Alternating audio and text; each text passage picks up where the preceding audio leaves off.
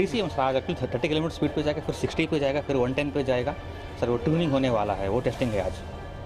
मेधा और नॉर्मल्स के बीच में जो ट्यूनिंग है वो आज होने वाला है। तो आपके क्या-क्या लगाया है इसमें अपना TCM सिस्टम है, train control and monitoring system करके वो लगा है, और अपना PIS लगा है, आप देख सकते हैं ना, यहाँ नहीं, तो ट्रायल हाँ में वो आप दिख सब रहा चेक है, करेंगे? ट्रायल में हम सब चेक करेंगे। कितने लोगों की टीम आपकी आज यहाँ पहुंची? अपना सर 11 लोगों की टीम है। RDSO के साथ आप भी? RDSO के साथ, हाँ उनका अलग टीम है, हमारी अलग टीम है। तो डोर्स ओपन होना, PC ये सारे? हाँ उनका भी टीम है, वो नॉर्थ ब्रांच का और एक कंपनी है, उनकी भी टीम है। एक्चुअली आज डोर पे कॉन्सेंट्रेट नहीं करते हैं, खाली मूवमेंट देखना है, मूवमेंट में कैसा मूवमेंट होता है। लेकिन फिर भी आप सब लोग आए हुए हैं। हाँ हाँ, ब्रेक भी है और TCMS भी है, PIS है, सभी देखना है आज।